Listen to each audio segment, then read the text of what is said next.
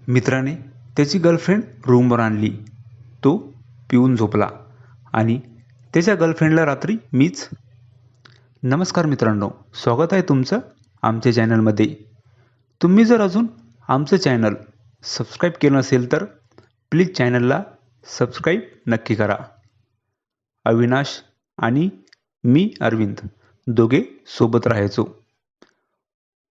दोघांची नोकरी एकाच ठिकाणी होती. अविनाश इंजिनियर होता आणि माझं BA झालेलं होतं. तो अगोदर तिथे नोकरीला होता. त्याच्याच ओळखीने मला तिथे नोकरी भेटली. अविनाशला जेवढा पगार होता त्याच्या पगारापेक्षा मला अर्धा होता. पण मला कधीच पैशाची कमी पडत नसे. अविनाशला तर भरपूर पगार असून पण त्याला पैसे कमी पडायचे, कारण त्याला खूप सारी व्यसनं लागली होती आणि त्याला पिण्याची पण सवय होती. मला तर त्याच्यासोबत रूमवर राहू वाटत नव्हते. तो रोज रात्री पिऊन येत होता, पण तो काही बोलायचा नाही. आल्यावर झोपून जायचा.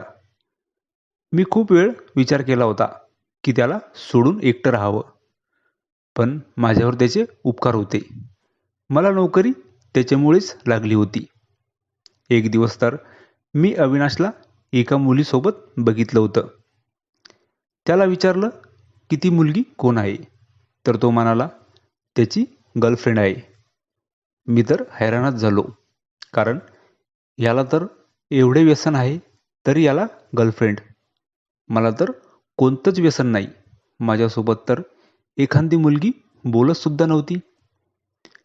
अविनाश दिसायला थोडा चांगला होता, त्यामुळे ती मुलगी त्याच्या प्रेमात पडली असेल. मी तर सावळा होतो दिसायला. एकदा तर तो त्याची गर्लफ्रेंड घेऊन रूमवर आला आणि मला बोलला, अरविंद, आज रात्री तू वरती झोप. मी त्याला हो बोललो.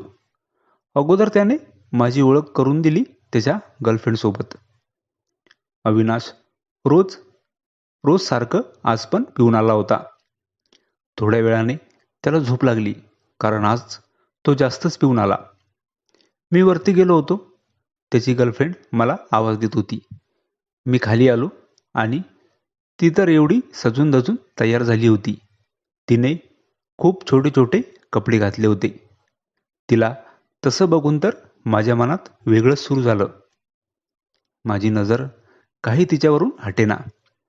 ती परत मला म्हणाली, तुमच्या मित्राला काय झालं बघा एकदा. मी अविनाशला बघितलं. मी तिला सांगितलं की तो पिऊन आला तर झोपला की परत लवकर डोळे उघडत नाही. त्याच्या गर्लफ्रेंडला माहिती नव्हतं की अविनाशला एवढे व्यसन आहे. तिला आत्ताच माहिती झालं होतं. ती नाराज झाली आणि मला म्हणाली, मी त्याच्यासाठी एवढी सजले आणि तो तर.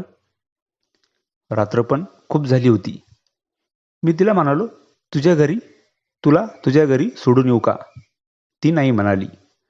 आज रात्री इथेच थांबते असं तिने सांगितलं. मी बाजूला माझं अंथरूण टाकलं आणि तिथे झोपलो. थोड्या वेळाने अविनाशची गर्लफ्रेंड माझ्याजवळ आली. ती मला म्हणाली, मी इथेच तुझ्याजवळ. ती माझ्याजवळ एकाच अंथरुणावर होती.